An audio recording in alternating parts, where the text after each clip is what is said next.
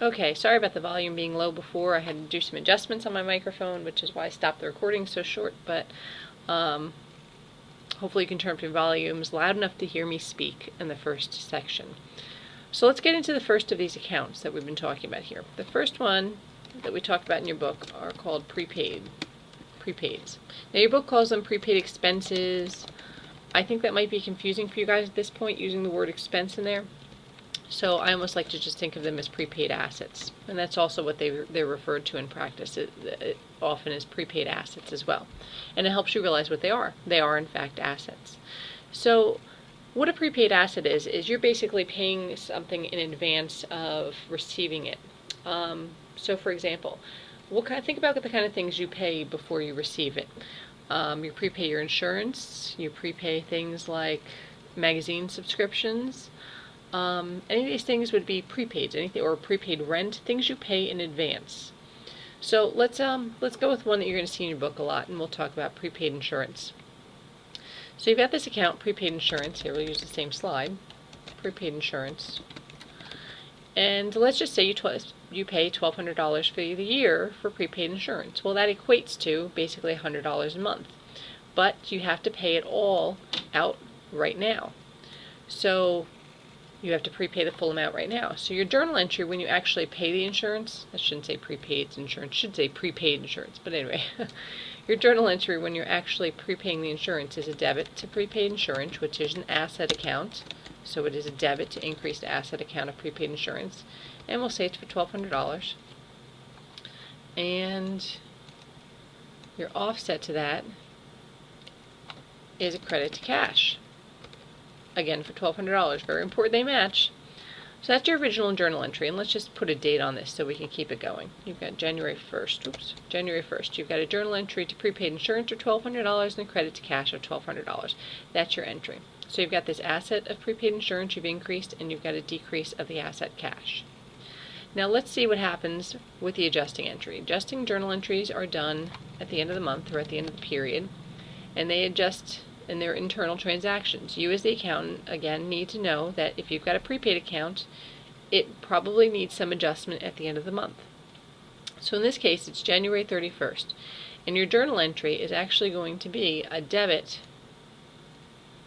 to insurance expense for $100.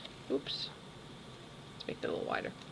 Insurance expense for $100. That is going to be your entry reporting the expense of using up insurance. Time has passed here, basically. 1 month has passed, and you need to record the expense. You needed to have insurance in order to be able to run your business this month, so it's an expense against January's revenues. And on the credit side of things, you're actually going to start decreasing that prepaid insurance account. Every month, you're going to prepare a journal entry decreasing that prepaid insurance account. So let me show you what that looks like from a T account perspective. I always like T accounts. So you've got prepaid insurance, and let's draw our little T here.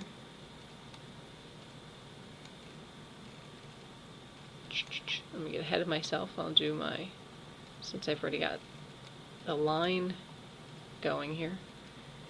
You've got insurance expense on the other side. Insurance expense. Okay, so initially when the year begins, you set up $1,200. Oh, I got rid of my bar. You set up $1,200 in your prepaid insurance. That was the beginning of the year. Well, as the year goes on, you're going to start using up that insurance. And as you use up that insurance, here is, oops, you're going to show that credit to prepaid insurance of $100, and here's your debit to insurance expense.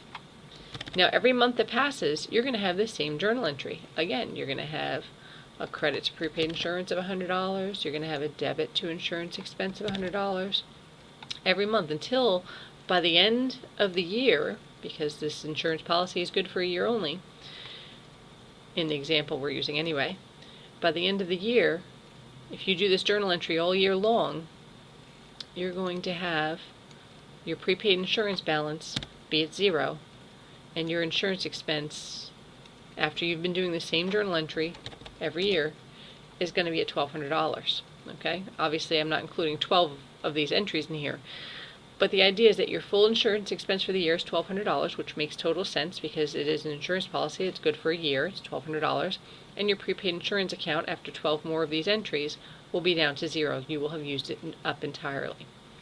All right, so that's the whole idea behind prepaid, any sort of prepaid adjustments for journal entries, adjusting entries. The one thing I want to point out to you is every adjusting entry affects at least one income statement account and one balance sheet account. So right here, this is your income statement account, right? Because here it's an expense. The things that go on your income statement are revenues and expenses. So there's your income statement account that's being adjusted. And here is, takes longer than I expected to here. This is your balance sheet account being adjusted. Alright, so you've got your credit to prepaid insurance, which is a decrease of an asset, and an asset goes on the balance sheet. Alright, so every one of these adjusting entry, not just for prepaids, but every adjusting entry that you're going to do is you're going to have an income statement account be affected, and you're going to have a balance sheet account be affected. Okay, so I hope you're good with that, because we're going to move on to the next one. Let's pretend now, that we are the insurance company. Alright, so we're going to flip it around a little bit. And this section is going to be called, Unearned Revenues. Now I know it's got the word revenue in the title, but the word unearned is actually more important. What unearned means is unearned means you have a liability. If you remember back in chapter 2, I had mentioned liabilities do not necessarily mean you owe somebody cash. Liabilities mean you owe somebody something. Alright? And in this case, you owe somebody a service. So if we're in the insurance company, we are actually the ones collecting the money that is being paid to us on January 1st. We get cash of $1,200. And on the flip side of things, let's see, we have a liability. We have a liability to our customer. And that liability is called an unearned revenue of $1,200. Oops. Now, we're talking about January 1st here. Right, we get a check in the mail from that from the people we were dealing with before. Oh, I lost my C. All right, well, you guys know that's cash, right? You got the cash of $1,200 because now we are the insurance company. We get the cash of $1,200, but we have unearned revenue of $1,200. We have a liability to those people that we owe them the service of covering them for insurance. Well, we're not going to earn that revenue until we provide the service. When are we going to provide the service? We're providing it all in January? No, we're going to provide it January 1st through December 31st. So each month, if they pay us $1,200 to cover them for a year, every month that passes, we will earn $100 of that unearned revenue. So let's say it's January 31st. We have now earned 1 month. We've earned $100. What we're going to do is we've got a debit to unearned revenue, and I'll draw the T counts for you in a second, of $100. And on the flip side, we've got revenue of $100. Alright? And what we're doing basically is we're moving it out of the liability account of unearned revenue, right? Liability account, also known as your balance sheet account there. And we're adjusting the revenue, which is our income statement account. Alright? We're earning the money as we go along as time passes. So just to give you guys the T account here, you've got unearned revenue. And we're going to do T account over here of revenue. These things take a little bit longer to draw than I expect them to. Alright. So you've got unearned revenue initially, which is a liability account, so its normal balance would be a credit.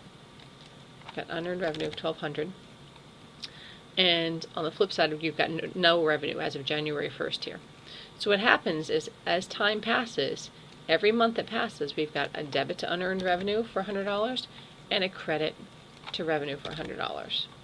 Okay, so now let's say it's February 28th. Another month has passed. We have covered them for insurance for another month. We've got a debit to unearned revenue, and here's our credit to revenue. All right, by the end of the year, there we go. by the end of the year, we will have nothing left in our unearned revenue accounts, right? Because it's for an entire year. And we will have revenue of $1,200 because by the end of the year we will have fulfilled our obligation and covered the company for an entire year's worth of insurance. Okay, we're not getting into whether or not they have claims or anything like that. All right, let's save that for. It's kind of out of the scope of this conversation, but basically what we're doing is you're shifting the unearned revenue from a liability account into a revenue account as time passes and you earn the money. Okay, so you can't record you can't record initially on January 1st a debit to cash of $1,200 and a credit to revenue of $1,200 because you haven't earned it yet. You earn a piece every month. All right, so as time passes, you need to know as the accountant that you need to make this adjustment. All right, that is your second major category. I'm going to start up with a third section here. I found that if my screencasts are too large, they don't upload very easily onto the website. So I'm trying to keep them shorter. So begin with the next one in a second.